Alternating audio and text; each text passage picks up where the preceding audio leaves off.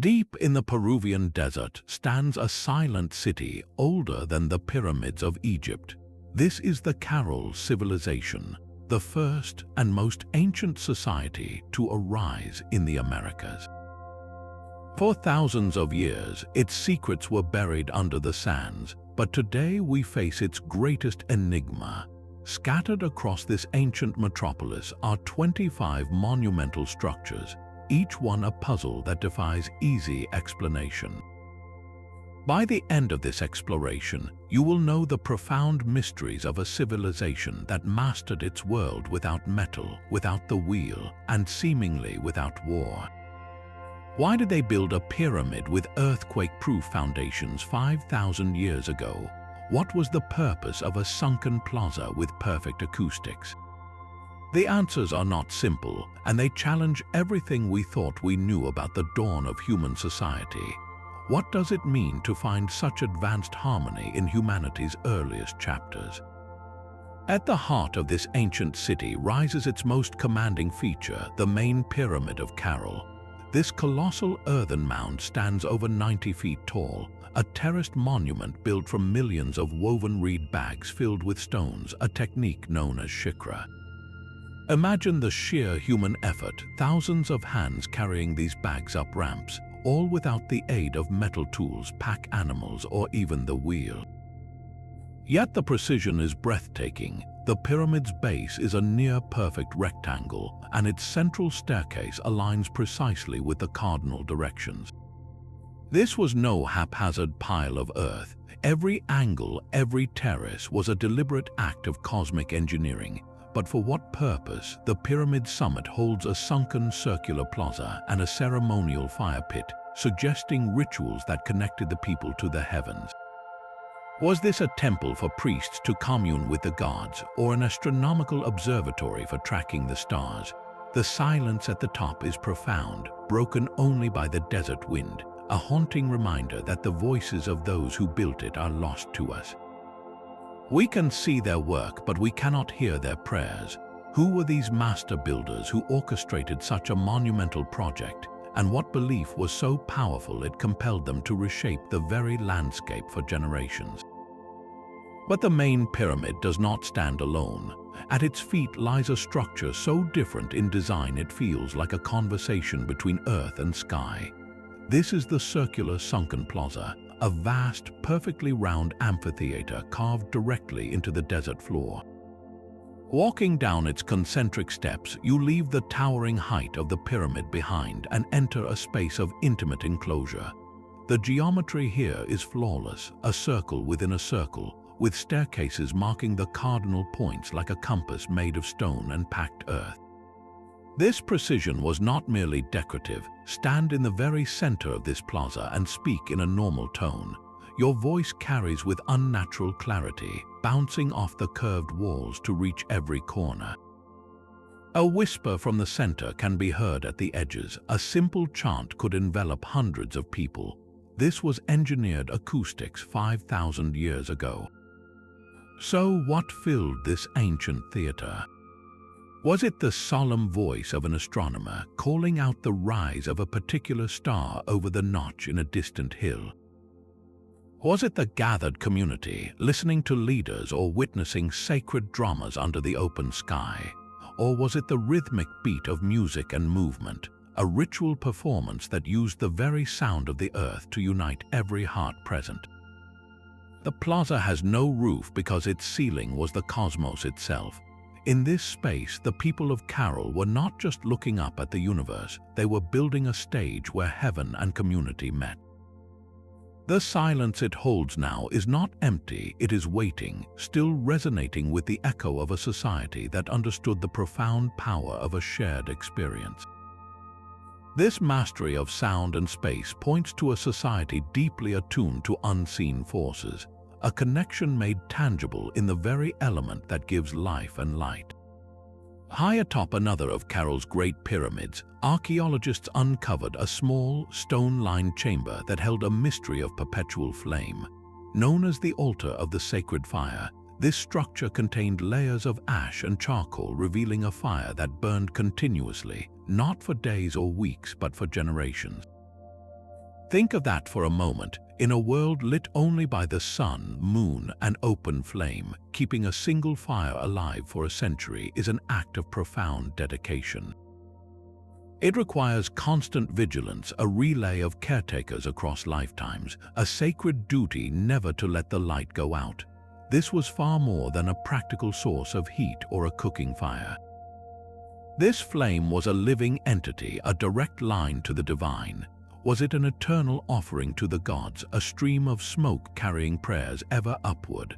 Or was this the civilization's symbolic heart, its central hearth? For many ancient cultures, the hearth fire represented the soul of the community, the warmth of home, and the continuity of the family line. At Caral's scale, this altar could have been the heartbeat of the entire civilization, its flickering light a promise that their society would endure. The ashes in that stone box are the residue of a belief so powerful it burned through the centuries, a silent testament to a people who tended the light of their world with unwavering faith. Yet this eternal flame did not burn for everyone equally. Just a short walk from the sacred plazas and pyramids lies a different kind of structure, one that speaks not of communal ritual but of private life and stark social division. These are the residential quarters of the elite, a complex of spacious, well-built apartments that stand in quiet contrast to the simpler dwellings found elsewhere in the city. Built on raised stone platforms with walls of quarried rock and plaster, these homes featured multiple rooms, enclosed courtyards, and sophisticated ventilation systems. Some even had private sunken plazas mirroring the grand public ones on a smaller, more intimate scale.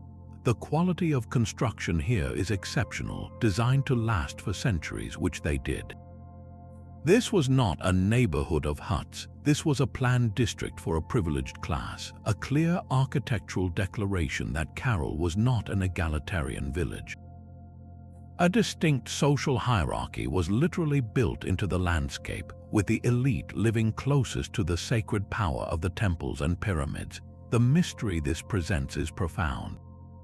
We are looking at advanced urban planning with zoning for different social classes appearing almost fully formed around 5,000 years ago.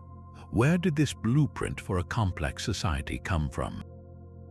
There are no older cities in the Americas showing this gradual development, no simpler precursors in the immediate region that evolved step by step into Caral. It is as if the idea of a city, with all its social stratification and specialized architecture, appeared here first, a sudden flowering of civilization in the desert. Did this model emerge from a brilliant, singular vision, or was it the result of knowledge passed down from an even older, now vanished culture? The walls of these elite homes hold their silence, guarding the secrets of the first Americans who decided that some should live within sight of the gods, while others built the stairs to reach them. The social order that built the city also extended its vision far beyond the walls and pyramids. High on the arid slopes overlooking the Soup Valley, another form of ancient communication lies etched into the earth itself. These are the geoglyphic lines of Caral, vast networks of trenches and cleared pathways that form enormous geometric shapes and straight lines running for miles across the landscape. At first glance, they call to mind the famous Nazca lines to the south, but these are centuries, if not a full millennium, older. They were not made for gods in the sky to see, but for the people of the valley below. Their purpose, however, is just as enigmatic. One leading theory suggests they were part of a colossal hydrological project. The lines often run from the highlands down toward the river, and their patterns may have served to channel precious fog and rainwater, guiding every drop toward agricultural terraces in a land where water was life. Other researchers see an astronomical function. Certain lines align with the sunrise or sunset on specific solstice dates, turning the entire valley into a giant calendar carved into the hillside. And still others propose they were territorial markers, a way for this early civilization to inscribe its identity and control onto the very skin of the land, visible to all neighboring communities. The truth may weave all these ideas together.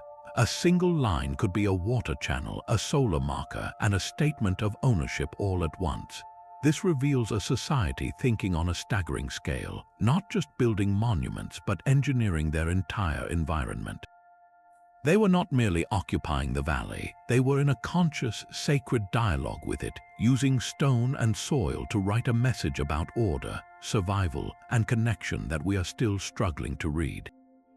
This dialogue with the landscape required not just observation but meticulous record-keeping.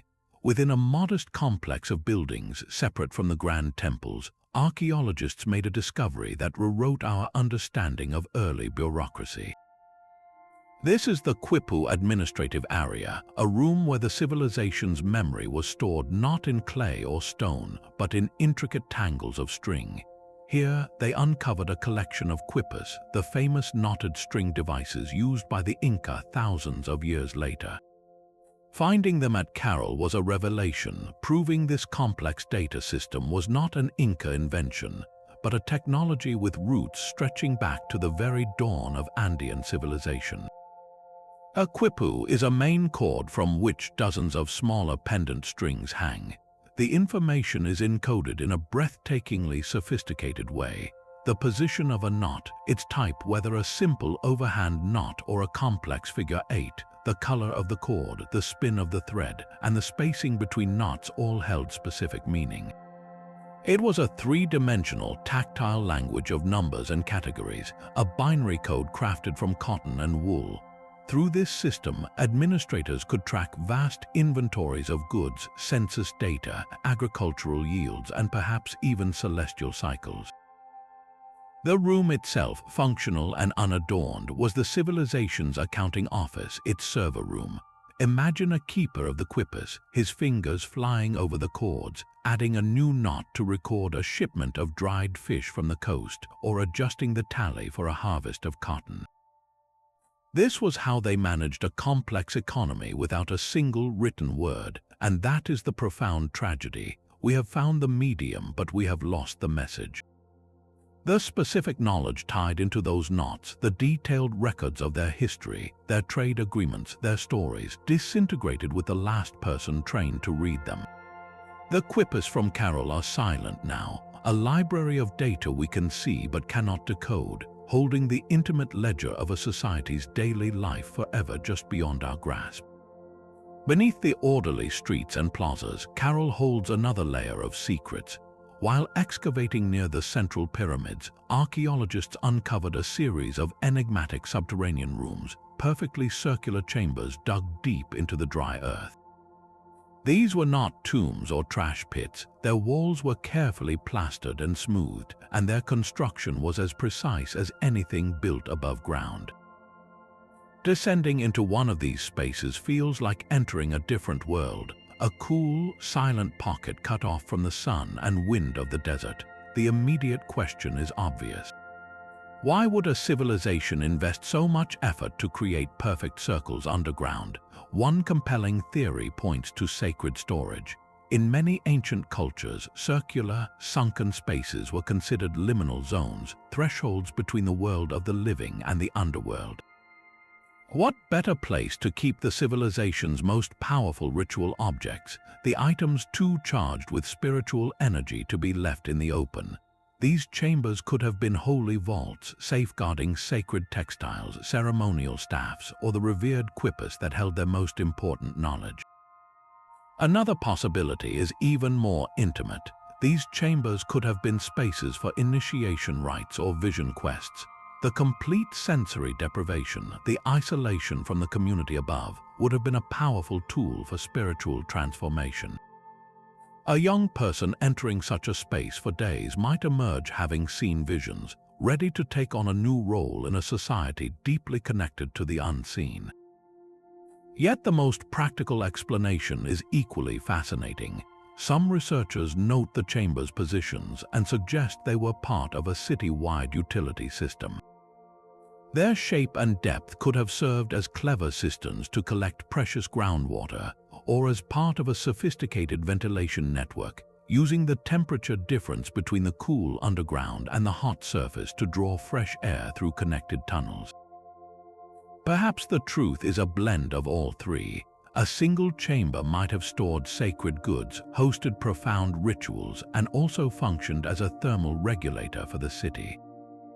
This is the genius of Caral's design, where spirituality and practicality were not separate concepts, but woven into the same fabric. Every structure, even those hidden from view, served multiple purposes, binding the community to the earth beneath their feet as surely as the pyramids connected them to the sky above. The desert wind carries no echo, but the stones of Caral remember how to amplify a human voice.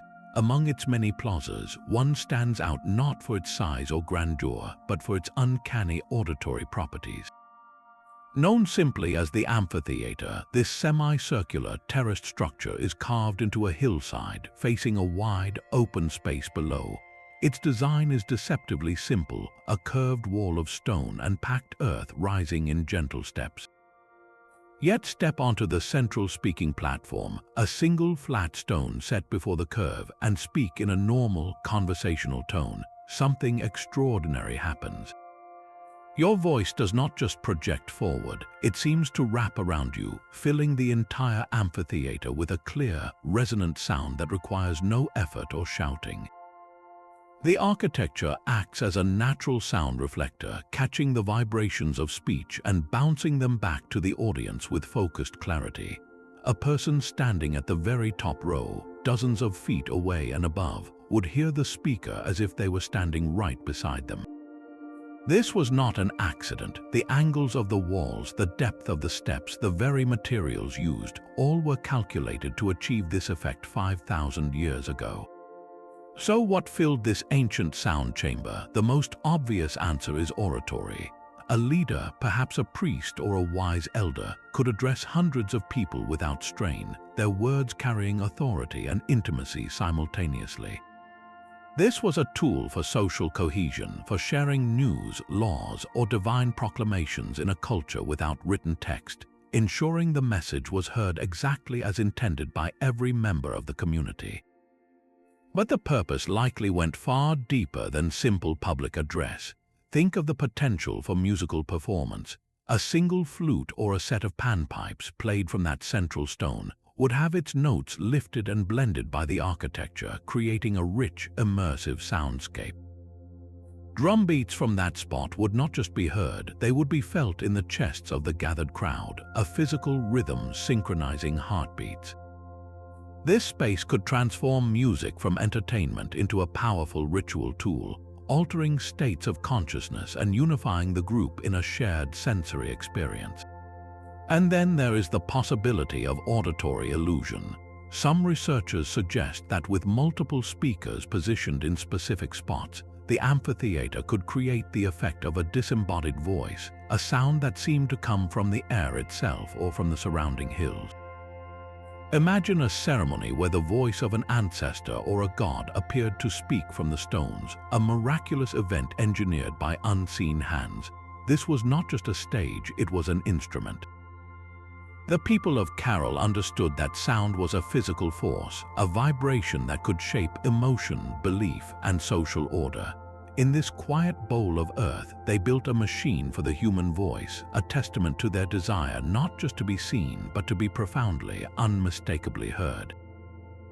Their greatest speeches, their most sacred songs, have vanished into the air, but the stage they built to carry them remains, waiting in silence for an echo that never comes. The power of a voice amplified in the amphitheater could unite the community. But how did this civilization define its physical and spiritual boundaries? At the thresholds of the city, where the ordered world of pyramids and plazas met the untamed desert, stand silent sentinels known as the monolithic gateway stones. These are not mere rocks, they are massive, purposefully shaped blocks of stone, some taller than a person, erected alone or in pairs at what appear to be the main entrances to Caral's sacred core. Their placement is deliberate and commanding, impossible to miss for anyone approaching the city. Their very presence poses a silent, formidable question. Were they territorial markers, the ancient equivalent of a no trespassing sign carved by the gods? In a world without written laws, a monolithic stone planted in the earth was a universal statement of ownership and control. It said, "This land is claimed. The authority that placed this stone here extends to the horizon you see." They defined the line between the civilized space and the wild, between the community of Caral and everyone else. Yet their purpose likely reached far beyond simple border posts. Many of these stones are precisely aligned. When viewed from a specific point within the city, often from a temple doorway or a central plaza, a gateway stone will frame the rising or setting sun on a solstice or equinox. In this role, the monolith transforms from a marker of Earth into a tool for measuring the sky. It becomes a permanent, unmovable calendar stone. A priest or astronomer standing at the appointed spot would watch each year as the sun's disk kissed the edge of the stone, signaling a change of season, a time to plant, a time to harvest, or a time for a major ceremony. The gateway was not just a boundary for people, but a hinge between the human world and the cosmic cycle. This leads to the most profound interpretation. In countless ancient cultures, large, standalone stones were seen as vessels for spirit. They were not just symbols of ancestors or gods, they were their physical dwellings. A gateway monolith, then, could have been a watchful ancestor frozen in stone, a guardian deity who protected the city from malevolent forces. Passing between them to enter Caral would have been a ritual act, leaving one realm and entering another under the gaze of a divine protector. The stone was both a monument and a living entity. So which was it, a border marker, an astronomical instrument, or a god? The genius of Caral's design suggests it could seamlessly be all three. A single stone could define territory, cast a solstice shadow, and be revered as a sacred being.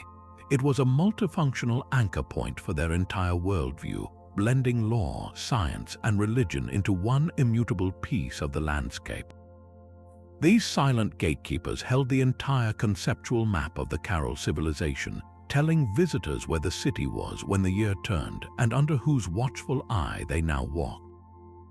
The stones that marked their territory could not feed their people, a truth that leads us from the city's grand gates to its most vital lifelines, hidden just beneath the surface. Caral's greatest miracle was not built to reach the heavens but to command the earth. This is the vast, hidden network of irrigation canals, a masterpiece of hydraulic engineering that transformed a desert river valley into a garden. The Soup River, fed by distant Andean rains, was unpredictable, prone to floods and long dry spells. To survive, the people of Caral did not simply hope for water. They designed a system to capture, store, and distribute it with breathtaking precision. They dug main canals that branched into smaller channels, creating a web of waterways that fed directly into sunken agricultural fields. These fields, lower than the surrounding ground, allowed water to soak in deeply, nourishing crops of cotton, squash, beans, and guava even during times of scarce rainfall. The engineering was sophisticated, with carefully calculated slopes to maintain a steady flow without erosion, and strategic gates to control the water's path. This was not a small garden plot, it was a valley-wide agricultural machine, supporting a population of thousands in a landscape that offered no gifts. The sheer scale of the digging, the maintenance required to keep the canals clear of silt, the communal agreement needed on water rights all speak of a highly organized society. Yet here we encounter a profound contradiction that challenges our basic assumptions about early civilization. This monumental public works project, essential for survival, appears to have been built and maintained without the threat of force. Archaeologists have found no evidence of a standing army, no fortified walls, no storehouses of weapons, and no depictions of warfare or captive taking in their art. So how did they do it? How did they convince thousands of people to labor for the common good, to maintain the canals year after year without the whip of a tyrant or the fear of a soldier? The answer may lie in the very fabric of their society, woven from belief and mutual benefit. the pyramids and plazas were not just religious sites, they were the physical anchors of a shared identity. The rituals performed there, likely tied to the water cycle and agricultural calendar, would have reinforced the idea that the canal network was a sacred duty, a partnership with the gods to ensure life continued. Maintaining the water flow was an act of piety, a direct service to the community and the cosmos. Furthermore, the system's success created its own incentive. A well-fed, thriving population with surplus cotton for trade meant prosperity for all. Cooperation was not just an ideal, it was the practical engine of their wealth and stability. The canals of Caral represent a different model of power, one built not on coercion, but on consensus, collective ritual, and the undeniable logic that working together was the only way to make the desert bloom. Water was the lifeblood that sustained them, but their rituals gave that life meaning.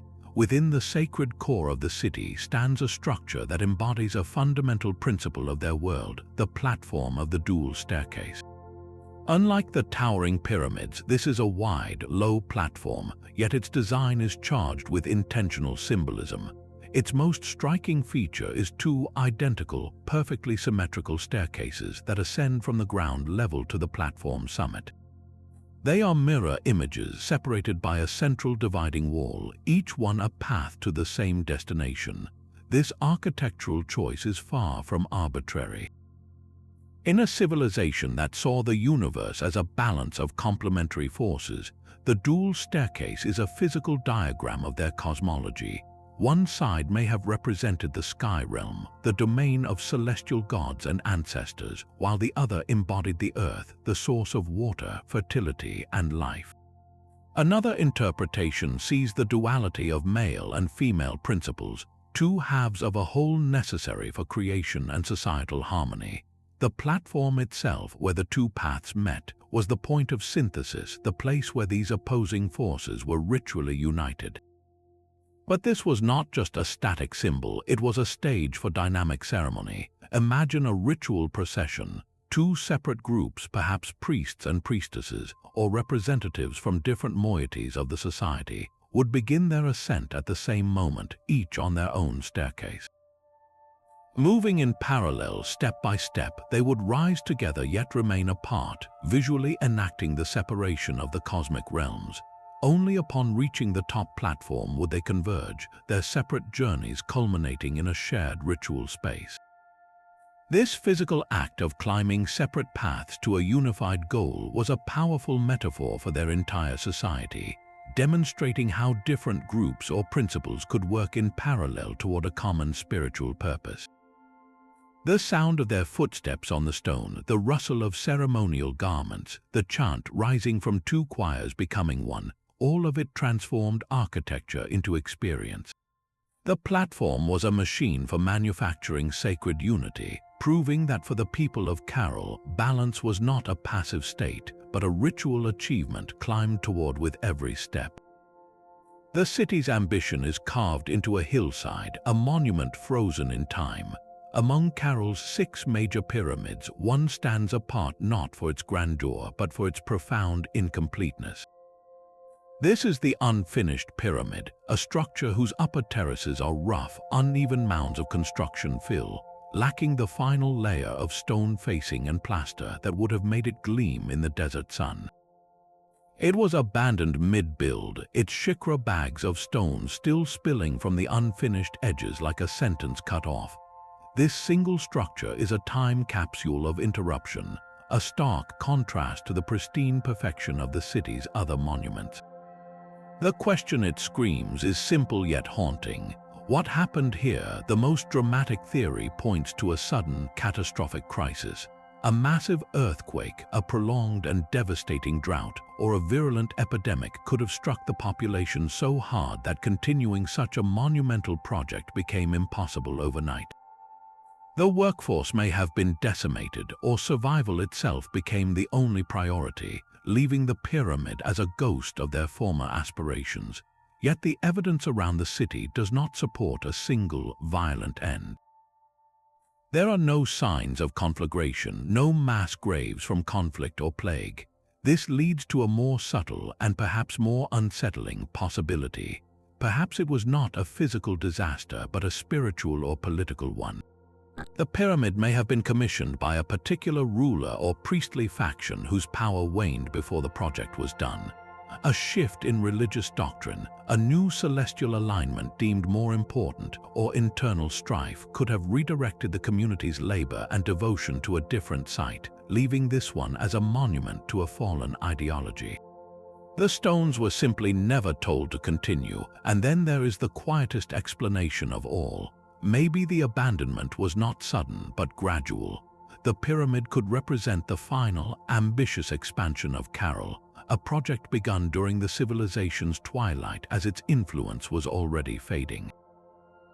The workers may have laid down their tools not in panic, but in a slow, resigned exodus as trade routes shifted, the climate changed, or the center of power moved elsewhere. The unfinished pyramid is a testament to a future that never arrived, a ladder to the heavens that someone decided, for reasons we can only guess, not to climb. It stands as a silent reminder that even the most stable and harmonious societies are fragile, and that the greatest plans can be left waiting in the dust for 5,000 years. While one pyramid was left unfinished, another stands as a testament to a different kind of precision, one measured not in stone but in light. In the heart of the city, a long, low wall runs with an unwavering purpose. This is not a defensive barrier or a property line. Its orientation is its entire reason for being, for this wall is aligned with such exactitude that it captures the sun's first rays on the day of the winter solstice. On that shortest day of the year, when the sun reaches its southernmost point in the sky, the dawn light would strike this wall at a perfect perpendicular angle, illuminating its entire length in a blaze of golden light before any other structure in the city. This was no happy accident. Building a wall to such a precise celestial alignment required generations of patient observation.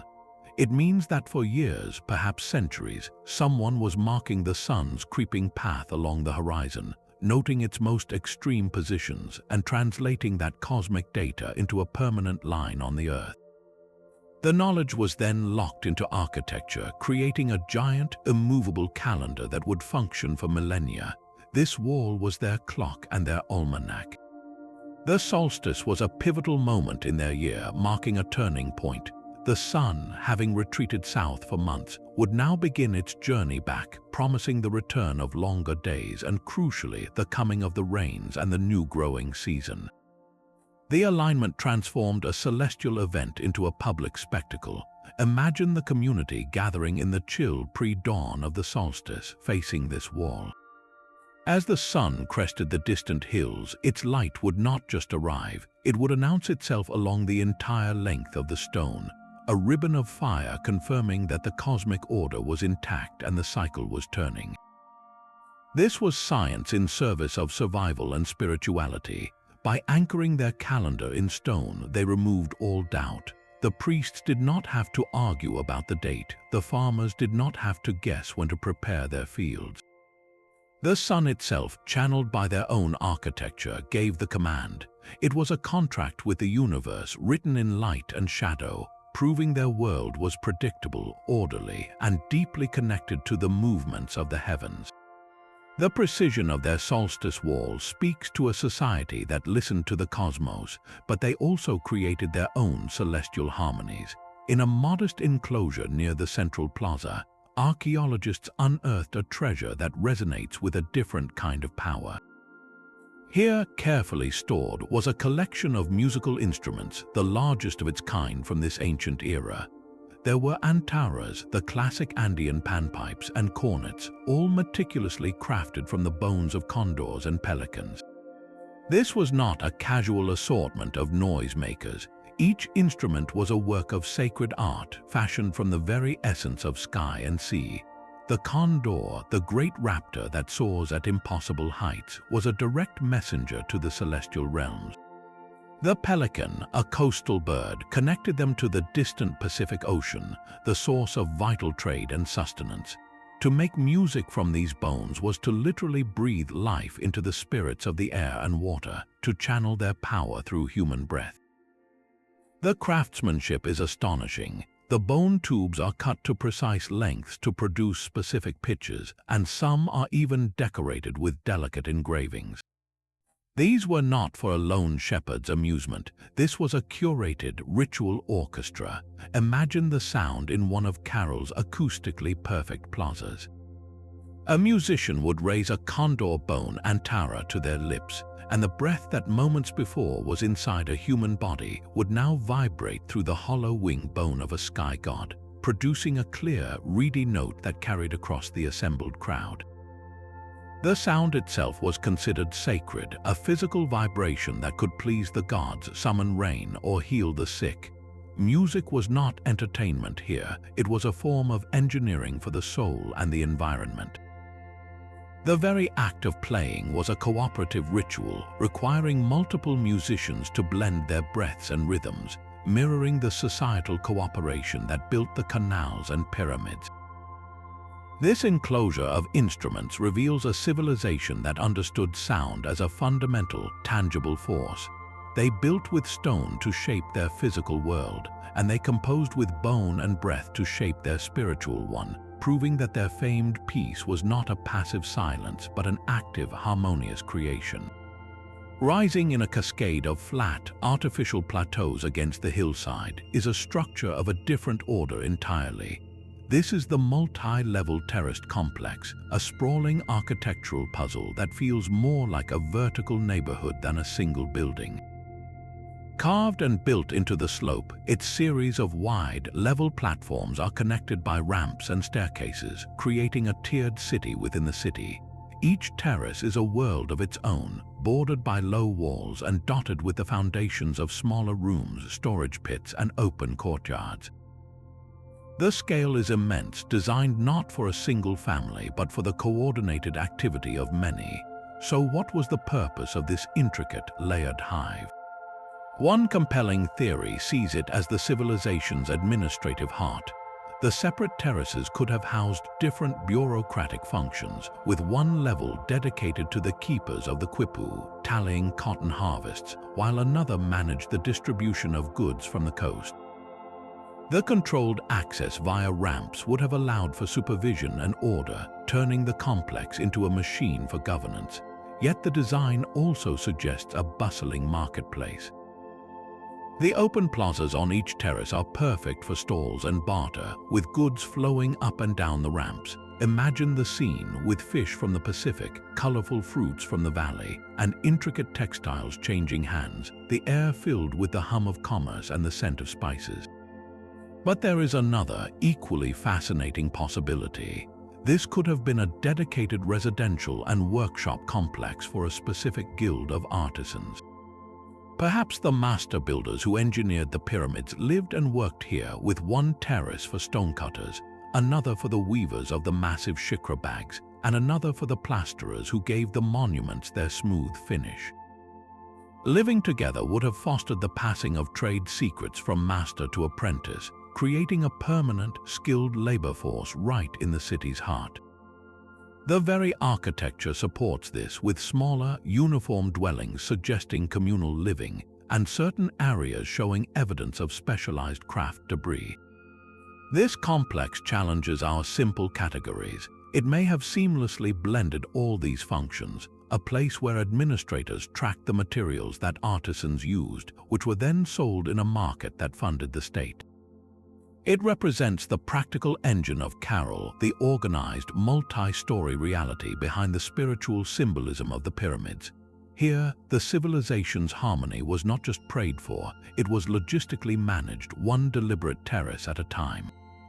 The pyramids of Caral rest upon a secret hidden in plain sight, a foundation of woven wisdom. Beneath the tons of stone and packed earth supporting those massive structures for 5,000 years lies a layer of countless mesh bags, each one filled with stones.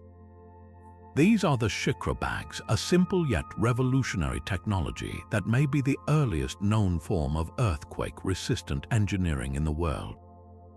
Picture a flexible, breathable sack woven from reeds or grasses, not unlike a large grocery tote stuffed with rocks of various sizes. Now imagine millions of them laid in overlapping courses like a giant, three-dimensional net beneath the entire pyramid. This was not a cheap shortcut. This was a deliberate, brilliant solution to a constant threat. The Soup Valley sits in a seismically active zone where the earth trembles and shakes with terrifying regularity. A rigid stone foundation, when hit by seismic waves, can crack and crumble, causing the entire structure above to collapse, but a foundation made of shikra bags behaves differently. When an earthquake's energy pulses through the ground, the flexible bags shift and settle. They absorb the shock, distributing the force across countless moving points instead of letting it concentrate into a single, catastrophic fracture. The stones inside the bags grind against each other, dissipating the energy as friction and sound, a quiet rumbling that saves the pyramid from a loud crash. It is the ancient equivalent of the base isolators used in modern skyscrapers today, those giant rubber and steel pads that allow a building to sway safely during a quake. The principle is identical: flexibility over rigidity. This raises a staggering question. How did a civilization at the dawn of urban life, without metallurgy or written records, develop such an advanced understanding of seismic dampening? They did not have the mathematics to model wave dynamics, nor the materials science to test tensile strength. Their knowledge came from brutal, lived experience and generations of observation. They watched how loose, rounded river stones moved during a tremor compared to a single, solid boulder. They saw how woven textiles could stretch and give without breaking. Someone, in a flash of genius, combined these two observations into a principle that could protect their most sacred monuments. This was trial and error on a civilization-defining scale. They must have built smaller structures first, testing the shikra concept, before committing to the monumental task of placing millions of these bags under a pyramid. The labor involved is almost beyond comprehension. Every bag required reeds to be harvested, dried, and woven. Every bag had to be filled with stones, carried up the growing pyramid, and placed with strategic intent.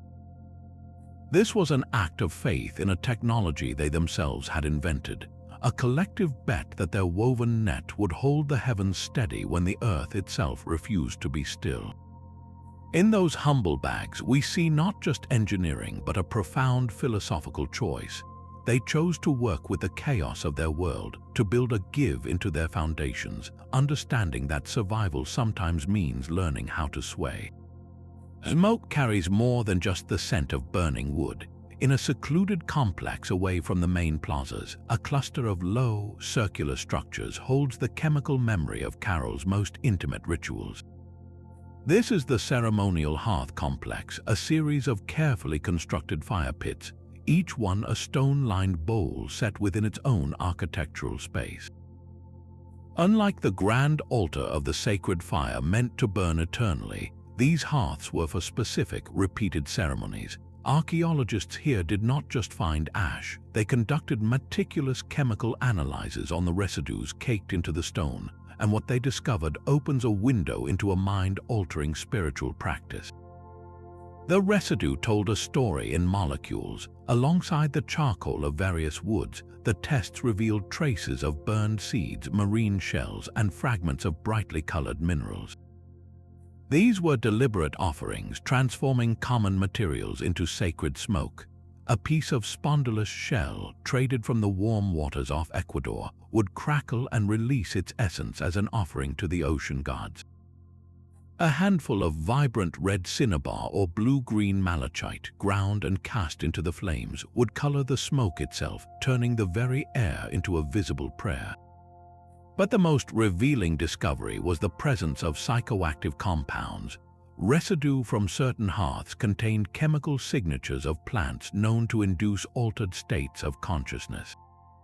This was not accidental contamination. This was a calculated ritual technology. The substances burned here were gateways, Imagine a small group gathered in the intimate circle around one of these hearths, the firelight dancing on their faces as a shaman or priest carefully added specific leaves or seeds to the flames. The smoke, thick and fragrant, would not simply rise and vanish. It would be inhaled, its chemical agents entering the bloodstream, opening the doors of perception. In this altered state, the boundaries between the physical world and the spirit world would dissolve. A participant might see visions of animal guides, receive messages from ancestors, or journey to celestial realms to plead for rain or healing. The hearth complex was a clinic for the soul and a direct line to the divine, a place where the community could pharmacologically engineer encounters with the unseen forces that governed their world. The architecture supports this profound purpose. The hearths are often found in pairs or small groups, sometimes connected by low ducts or channels in the floor. This suggests a ritual choreography. One fire might have been for purification, burning cleansing herbs to prepare the participants. Another, just a few steps away, could have been the visionary fire where the psychoactive substances were administered. The low ducts might have even been used to mix or direct the smoke between pits, controlling its potency and flow. This was a laboratory of transcendence.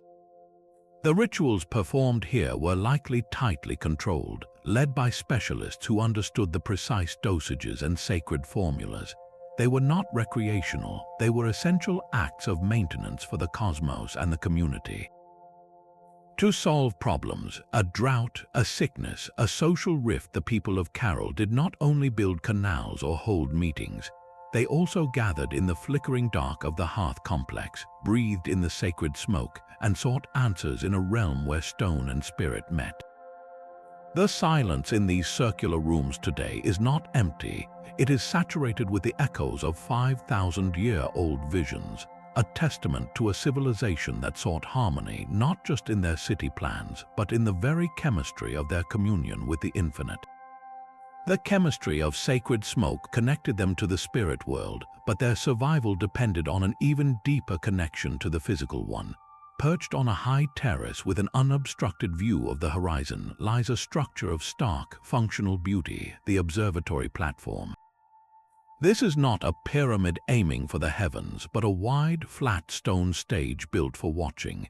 Its position is everything, carefully chosen to provide a 360-degree panorama of the valley, the distant hills, and the vast dome of sky above. From this vantage point, every celestial movement would have been a visible drama. The rising sun would crest a specific notch in the eastern mountains only on the equinox. The shimmering band of the Milky Way would wheel directly overhead on certain nights. The Pleiades star cluster, critical to Andean agricultural cycles, would make its first pre-dawn appearance, known as its heliacal rising, framed perfectly between two far-off peaks. This platform was a front-row seat to the cosmos, a scientific instrument made of geography and intention. So who stood here and what were they measuring? The most practical answer is the priest-astronomer, a figure both scientist and holy man. His role was not passive observation but active prediction.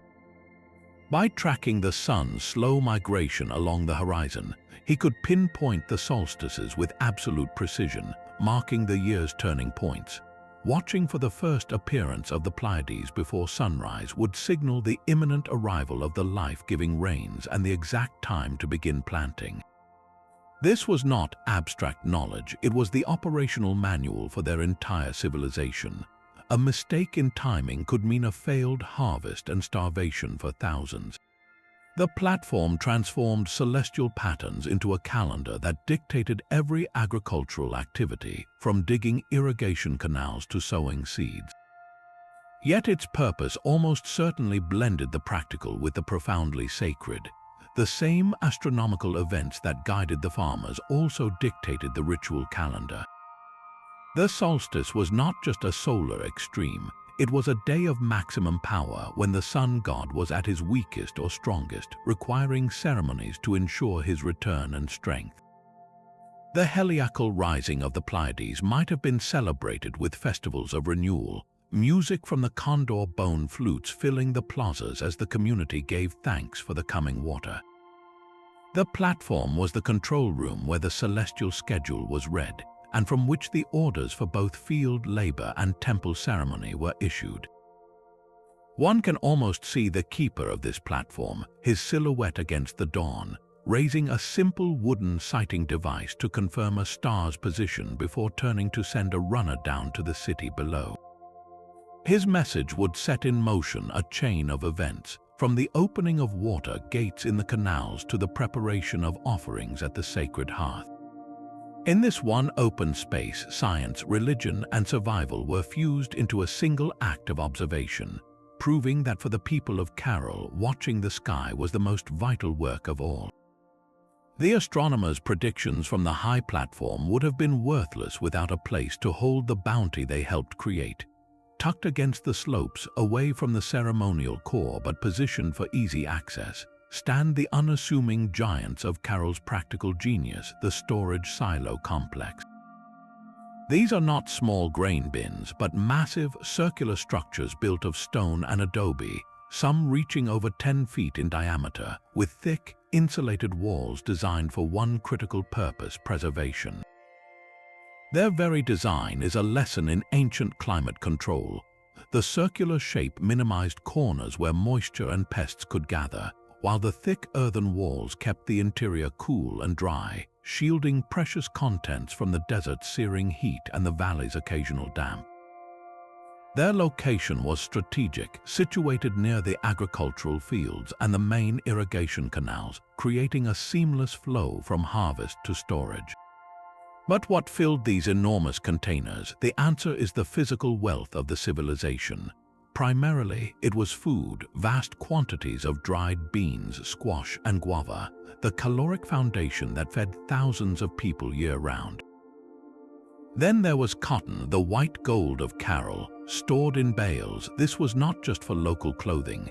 Cotton was their premier trade commodity, the raw material they likely exchanged for the dried fish, shellfish, and seaweed that came from the Pacific coast dozens of miles away. The silos could also have held other trade goods like spondylus shells or blocks of salt, forming the civilization's economic reserve. This complex was more than a warehouse, it was a bank and a buffer against disaster. The scale of storage reveals a society thinking decades ahead. A single bad harvest would not cause famine because the previous year's surplus was carefully guarded in these silent, round vaults. This level of planning speaks of a sophisticated, centralized administration. The Quipus keepers from their administrative terrace would have been in constant communication with the silo managers, using their knotted cords to track every sack of beans that went in and every bale of cotton that went out. The system required absolute honesty and meticulous record-keeping, a bureaucracy of abundance. This is where we see Caral's harmony translated into cold, hard logistics. The communal cooperation that built the pyramids was the same force that filled these silos. Farmers contributed a portion of their harvest to the communal storehouse, knowing that in a lean year or in their old age, the system would provide for them. It was a social contract built of adobe and beans. The silos stand as a testament to a profound understanding that true stability comes not from the grandeur of monuments alone, but from the quiet, assured certainty that when winter comes, the people will eat. Amid the geometric perfection of plazas and pyramids, a single stone whispers where all others are silent. Carved into the face of a low wall in a secluded courtyard is a collection of strange, deeply etched symbols, a rare and precious window into the Caral mind. This is not the grand narrative art of later empires, but something more cryptic, a series of abstract shapes and patterns that defy immediate understanding. There are spirals that coil inward like whirlpools, concentric circles that ripple outward, and a series of interconnected lines that resemble a net or a grid. The carving is deliberate, the grooves worn smooth by time but still sharp with intention. In a civilization that left almost no statues, no portraits of kings, and no scenes of battle or conquest, these symbols are a startling anomaly. They are a direct message, and we have lost the key to the code. So what do these shapes mean? The spiral is a universal symbol found across ancient cultures from Ireland to Polynesia. It can represent the journey of life, the cyclical nature of time, the movement of water, or the path of celestial bodies. For a people who tracked the stars and depended on river currents, a spiral could be a map of the cosmos or a prayer for the flow of water.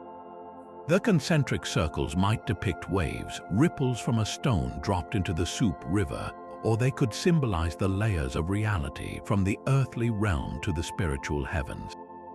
The grid pattern is perhaps the most telling. It mirrors the precise layout of Caral itself, the ordered network of platforms, plazas, and canals. This may be a conceptual map, a diagram of their world, showing how the human-built order was a reflection of a greater cosmic order. This carving is their philosophy in stone, a belief that harmony was not an abstract idea but a geometric principle to be etched into the very bones of their city. The absence of human or animal figures is profound. It suggests their spirituality was not focused on worshipping idols of gods, but on venerating the underlying patterns and forces of the universe itself.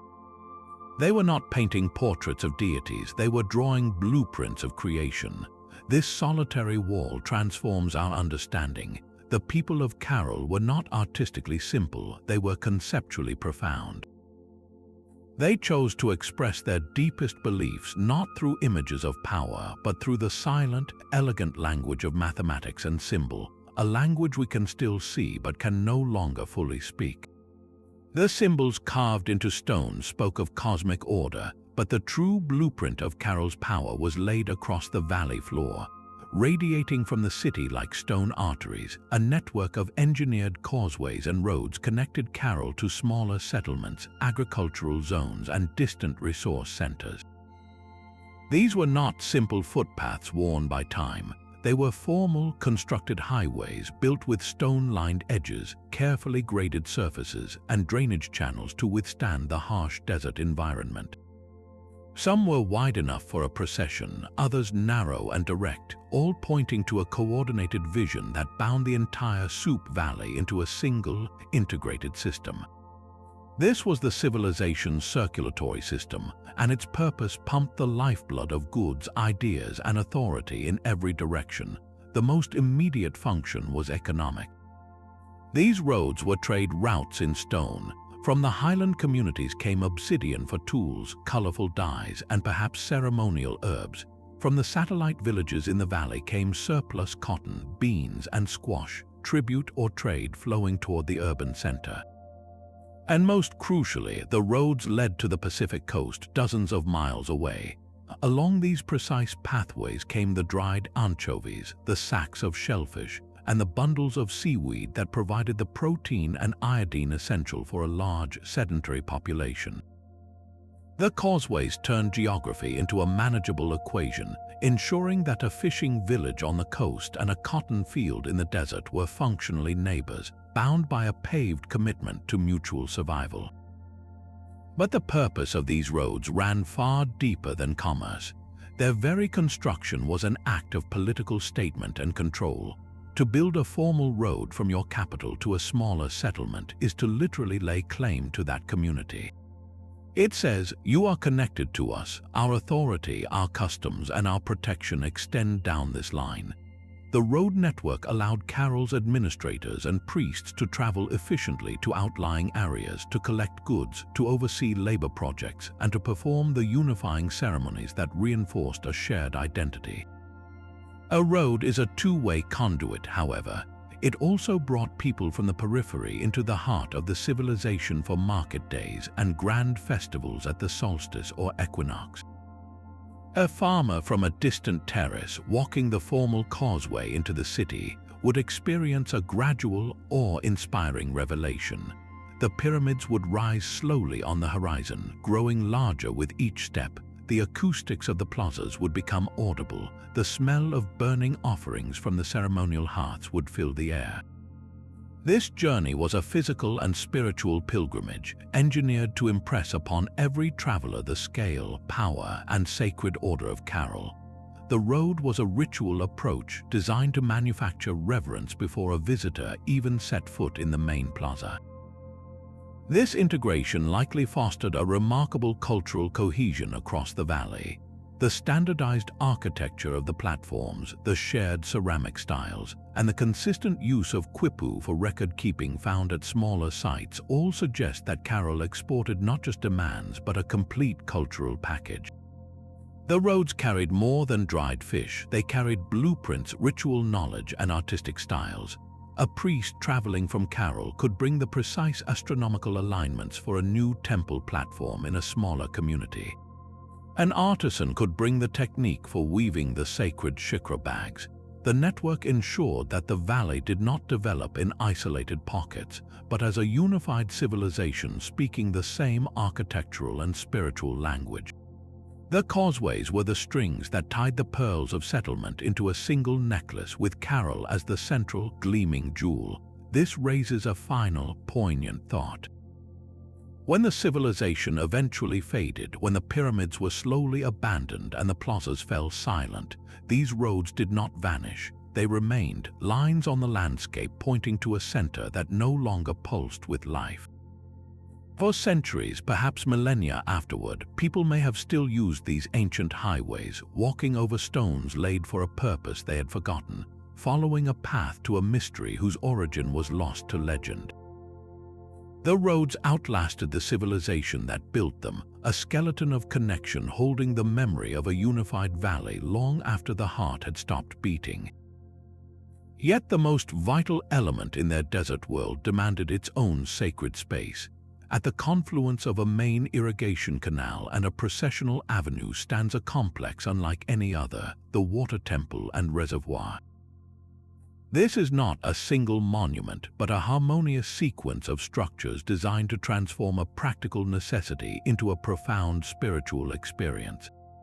The journey begins at a large, stone-lined basin, the reservoir itself, where water diverted from the main canal was allowed to settle and cool. From there, a narrow, beautifully crafted channel guides the water into a smaller, enclosed temple chamber. This inner sanctum is a place of quiet reverence with a shallow, crystal-clear pool at its center, fed by the constant, gentle flow from the channel outside. The architecture here is intimate, the walls adorned with simple niches that may have held offerings of shells or smooth river stones. The sound in this room would have been a constant, soothing trickle, a liquid hymn in the heart of the arid city. This design reveals a worldview where there was no separation between utility and divinity. The water that irrigated their cotton fields was the same water that embodied the divine essence of life. To manage it was a technical skill, but to honor it was a sacred duty. The temple ritualized the entire hydrological process. A priest performing a ceremony here was not just praying for rain in the abstract. He was blessing the actual, physical water that would minutes later flow out to the fields. He was infusing the civilization's lifeline with spiritual power, ensuring that every drop that nourished a bean plant carried a blessing within it. This fusion of engineering and faith is the ultimate key to understanding Caral's resilience. They did not see a canal as just a ditch or a reservoir as just a tank. They saw them as temples in motion, sacred geography through which the gods themselves flowed. To maintain the irrigation system was to maintain a living altar that stretched for miles. In this quiet chamber, with the sound of water echoing off the stone, we come closest to hearing the central prayer of this ancient people, a gratitude so deep for the element that sustained them that they built a house for its spirit. The water that sustained life in Caral surely followed its people into the realm of death, but the journey they prepared for reveals a startling departure from what we expect of ancient elites. In the shadow of the Great Pyramids, where one might anticipate opulent crypts filled with gold and sacrificed servants, archaeologists found only simplicity. The burial sites, while carefully placed, are remarkably modest. The deceased were laid to rest in shallow pits or small, stone-lined cists, often curled in a fetal position as if returning to the womb of the earth. The grave goods accompanying them are few and humble, typically just a simple gourd, a few beads, or a small woven bag. There are no treasures, no jade masks, no piles of ornate pottery. This stark absence of lavish royal tombs is one of Caral's most profound and telling mysteries. What does it mean for a civilization capable of such monumental architecture to bury its people with so little? The implication for their social structure is significant. While the residential quarters clearly show an elite class existed, the gap between their daily life and their eternal rest was not vast. Power in Caral may not have been concentrated in a single, godlike ruler whose glory needed to be projected into the afterlife. Instead, authority likely resided within a council of elders, priest astronomers, or lineage heads whose status was derived from their role in maintaining cosmic and social harmony, not from personal wealth hoarding. Their privilege was expressed in life through their spacious homes and proximity to the sacred, but not in death through ostentatious tombs. This suggests a governing philosophy where the collective well-being of the community outweighed the aggrandizement of any individual. The leader's legacy was the city itself, not a treasure-filled sepulchre. Their afterlife beliefs reflected in these simple burials might have been equally communal.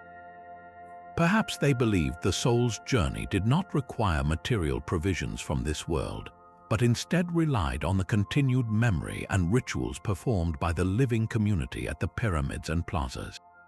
To be buried within the sacred precinct was to remain part of the ceremonial cycle, forever connected to the rituals that sustain the universe.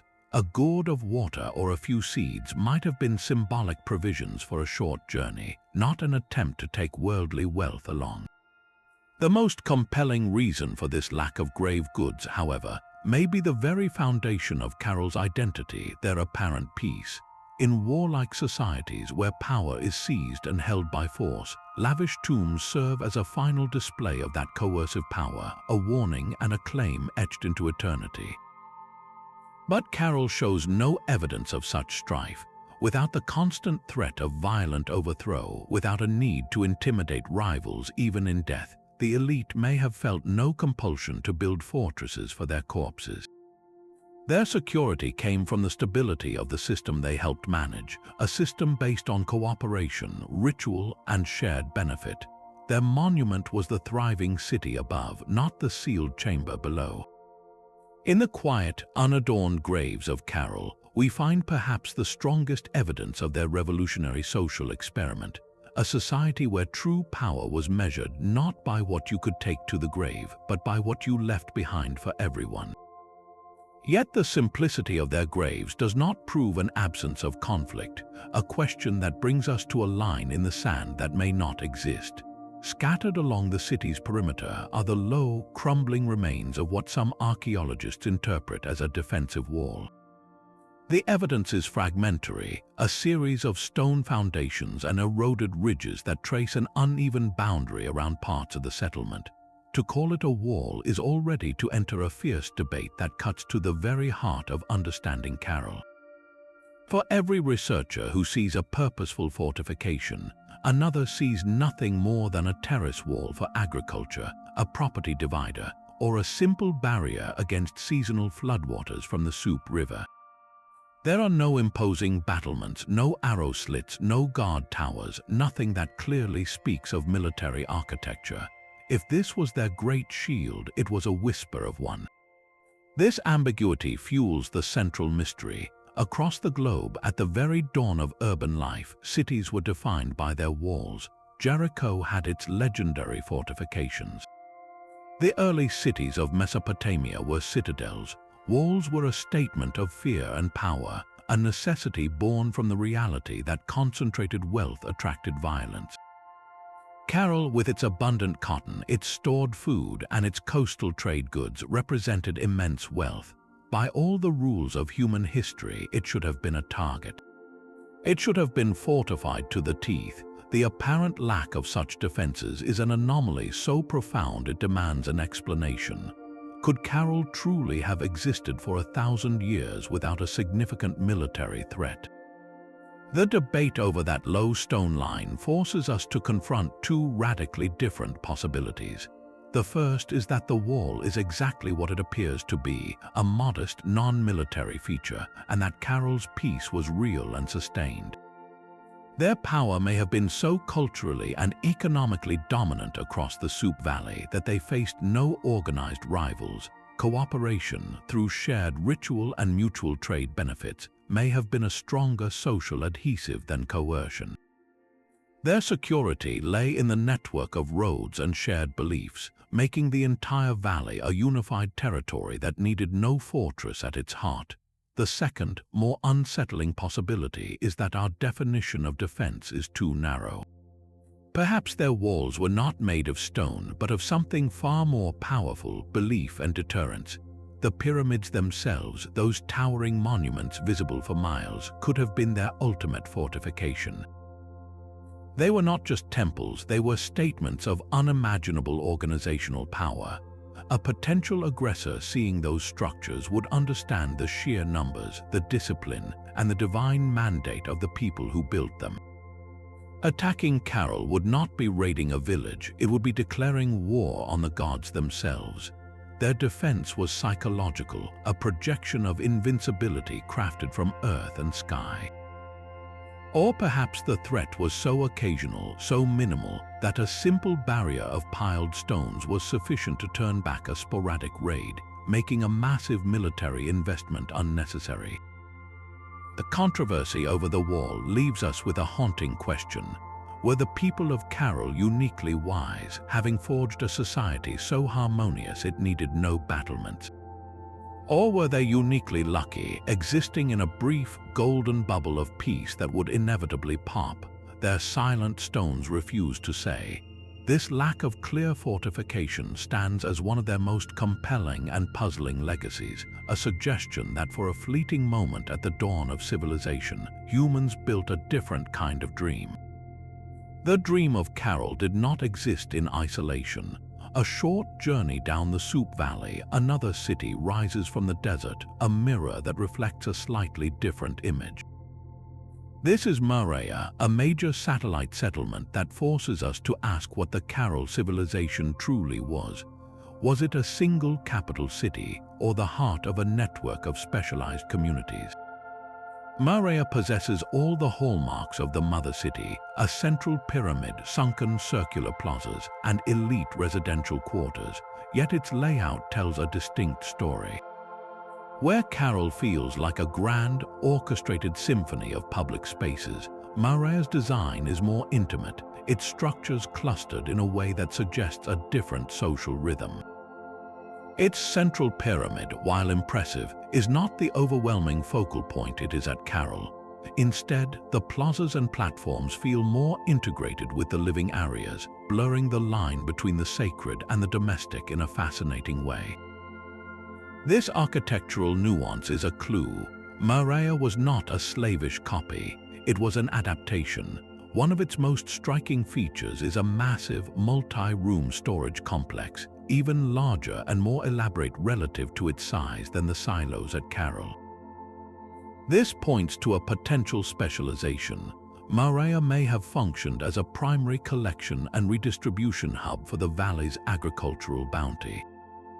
Imagine caravans of llamas, though they were not yet fully domesticated, or lines of porters arriving from outlying farms, their burdens of cotton and beans being meticulously recorded on Quipus by Mauraya's administrators before being stored or forwarded to the capital. The relationship between these two cities is the great puzzle. The shared culture is undeniable, the same construction techniques, the same ceramic styles, the same reverence for circular plazas and astronomical alignment. This was not a rival kingdom, but was Mauraya a simple colony, an administrative outpost established by Caral to control this part of the valley? Or was it a peer, a sister city that grew powerful in its own right through its strategic role in the economy? The evidence tilts toward a deep, symbiotic partnership. Caral, with its overwhelming ceremonial focus, may have been the spiritual and political capital. Mauraya, with its formidable storage capacity, was the logistical and economic engine. They were two halves of a single system, the brain and the stomach of the civilization. A priest from Caral might travel the formal road to Marea to perform a solstice ceremony, blessing the stored grain that would feed the population. In return, the administrators of Marea would send their Quipus records back to the capital, the knotted cords telling the story of the harvest. This division of labor suggests a level of social complexity we are only beginning to appreciate. The civilization was not a single glowing ember in the desert, but a small, carefully tended fire with sparks that lit other hearths. Marea proves that the harmony of Caral was not a fluke contained within one city's walls, but a replicable idea, a blueprint for living that could root itself in another place and adapt to a new purpose, all while answering to the same distant celestial clock. The grand network of cities from Caral to Marea did not last forever. Around 3,800 years ago, the music stopped. The hearth fires were extinguished, the Quipus were set aside, and the plazas fell silent. The people walked away from their monumental achievements, leaving them to the wind and sand. This is the abandonment enigma, the final and greatest mystery of the Caral civilization. Why would a society that had thrived for 1,000 years, that had mastered its environment with such ingenious harmony, simply leave it all behind? The answer is not written on a wall, but it is whispered in the soil and the stones. One of the most compelling theories points to a profound and prolonged climate shift. Geological and pollen samples from the Soup Valley tell a story of creeping change. The Pacific Ocean currents, which had for centuries delivered the moist fog and regular rains that fed the river, began to shift. Decades of drought may have bled into centuries. The Soup River, the very lifeblood of the civilization, could have dwindled to a trickle. No amount of brilliant canal engineering can channel a river that has ceased to flow. The agricultural system, the foundation of their wealth and population, would have collapsed. Famine would have crept through the valley, not as a sudden blow, but as a slow, relentless pressure. In this scenario, the abandonment was not a choice, but a tragic necessity. The people may have dispersed in smaller groups, following the receding water sources into the highlands or along the coast, their grand social experiment unraveling under the unforgiving sun. Yet climate alone may not tell the whole story. A drought lasting generations would have tested the very social fabric that held Caral together. The cooperative model, built on shared ritual and mutual benefit, depended on abundance. When the bounty failed, could the harmony withstand the strain? The priest astronomers, whose predictions now foretold only barren skies, may have lost their authority. The administrators managing empty silos would have had nothing to distribute. The intricate balance of power, which required no walls because it offered everyone a stake, could have shattered into factional disputes over the last remaining resources. The unfinished pyramid may stand as a monument to this social fracture, a project halted not by external catastrophe, but by a loss of faith, a community that could no longer agree on what to build or whom to follow. Perhaps the civilization exhausted not just water, but its own ecological foundation.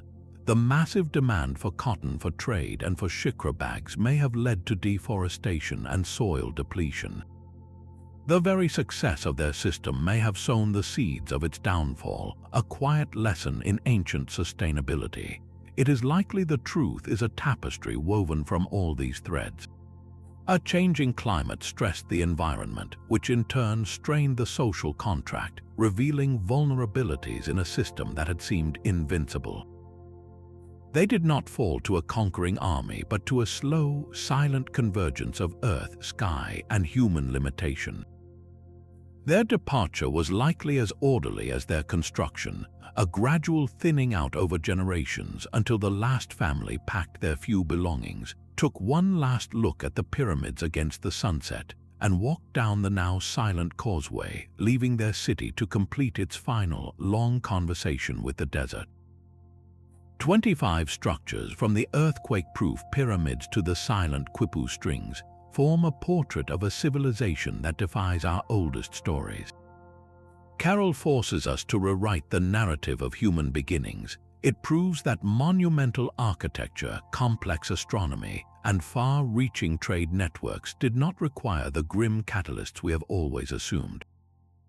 Here was a society that built its wonders not on the foundation of warfare, slavery, or a god-king's tyranny, but on a consensus of cooperation, a shared ritual calendar, and a brilliant harmony with a difficult environment.